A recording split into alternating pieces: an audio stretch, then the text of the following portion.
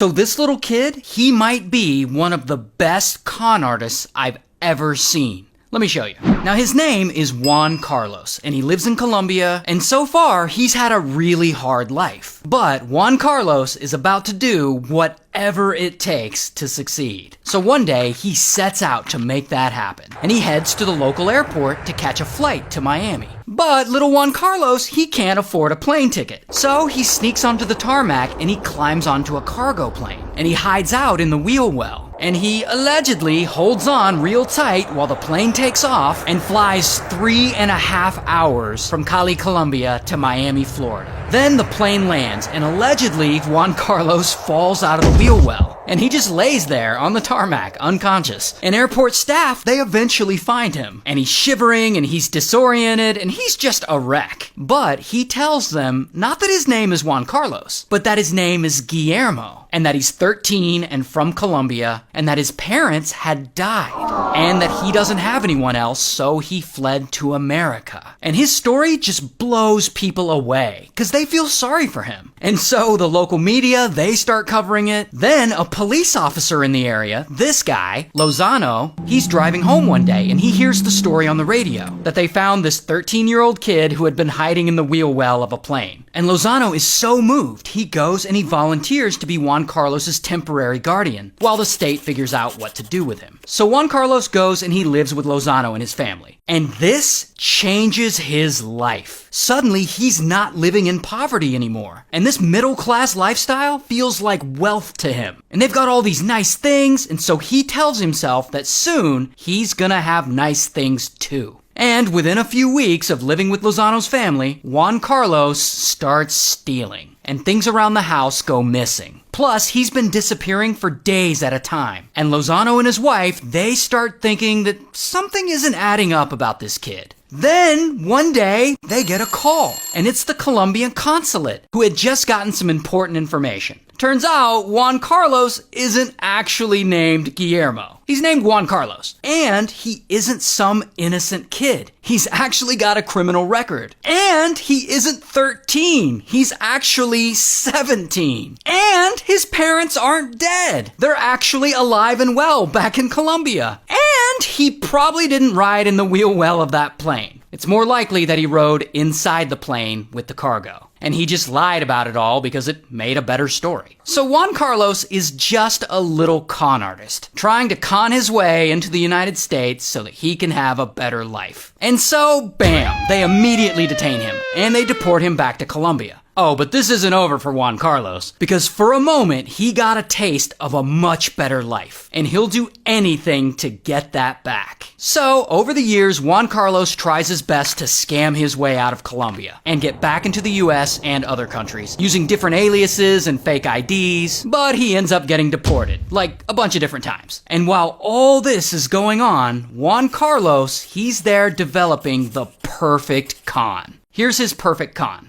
Juan Carlos dresses up real nice, pretending to be a rich man. And he goes into a 5-star hotel, and he tries to make it look like he's a guest there. He hangs out in the lobby and at the hotel bar, and he'll chat with the staff a little bit just to make sure that they notice him. And as he's doing this, he also takes note of other guests. He'll memorize their name, he'll memorize their room number, then he'll go to reception, pretending to be that guest. And he'll say that he lost his room key. And reception, they'll recognize him like, oh, this guy, he's been hanging out in the lobby for a few days. Of course he's a guest here. So the hotel will let him in the room. And while he's there, he'll steal money and credit cards and jewelry and whatever he can get out of the guest's luggage. Then, to make it worse, he'll then call the hotel security desk and tell them he's locked out of his safe. And security, they'll come up to the room and they'll open the safe for him. And they don't question anything because he's already in the room. So of course they think it's his room. So then Juan Carlos takes everything from the safe and he leaves the hotel, a slightly richer man. And this con works. In fact, it works really well for him. So Juan Carlos does it repeatedly, hotel after hotel after hotel,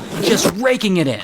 Until one day in London, boom, he gets arrested for using a credit card he had stolen. But Juan Carlos, he's ready for this. He's been thinking about it a while, and he gives police a fake name and he skips bail and leaves town. And then a year later, he's back in London, pulling off his same con, and then bam, he gets arrested again for using another stolen credit card. This time, he gives them a different fake name and a fake ID. And he ends up getting off with a small fine because they don't realize he's the same guy they arrested the year before. So Juan Carlos continues with this pattern. He travels the world using fake names, fake IDs, and robbing hotels. But a few years later, he makes his way back to London again. And there, he hits 4 more hotels and leaves with over $100,000 worth of cash and jewelry. Now, at this point, a couple of London detectives have started to take notice. This detective, Swindells, and this other detective, Plowman. So Swindells and Plowman, they've started to piece a lot of this together. And they end up connecting a bunch of these robberies back to the thief, Juan Carlos. Meanwhile, old Juan Carlos, he's already fled. He's living the good life. He's got money, he's got clothes. He finally has nice things like he's always wanted. But it's just not enough. So Juan Carlos keeps going. And within a couple of years, he ends up in Las Vegas, where he pulls off his infamous scam and he ends up stealing $350,000 worth of cash and jewelry. And one of the hotel rooms he robs is allegedly Celine Dion's room. So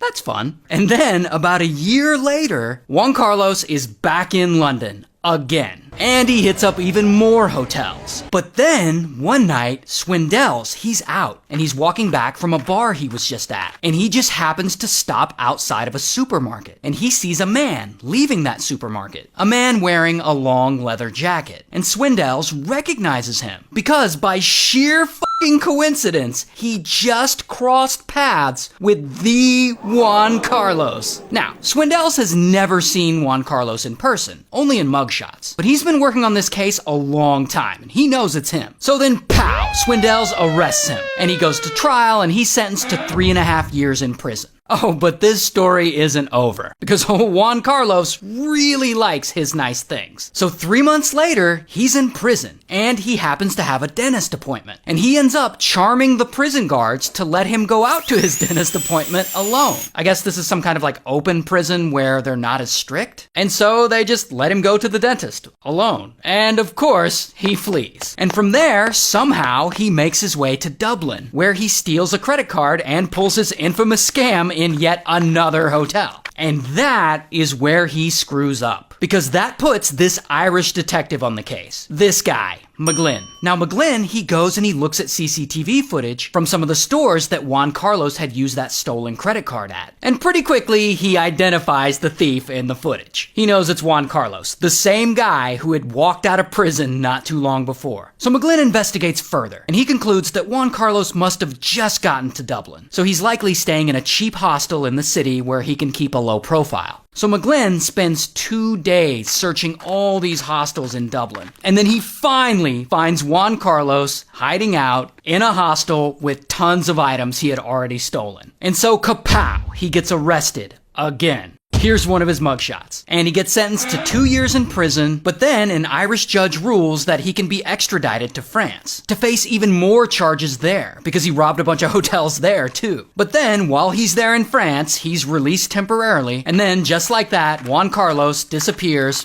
again. A few years later, he's busted by a customs agent at a gas station in Vermont after he had entered the US illegally. And he's sentenced to 2.5 years in prison. And after that, he gets out and he's arrested again in a hotel in Hong Kong. Then he's arrested in France again for robbing another hotel of over $200,000 worth of cash and jewelry. And from there, he's sentenced to prison again for 15 months. This dude is allergic to freedom. But now he's out, and his current whereabouts are actually unknown. But I'm just going to take a wild guess and say he's probably still out there robbing more hotel rooms. So shout out to Colombia, London, Miami, Dublin, Las Vegas, France, Hong Kong, and Vermont.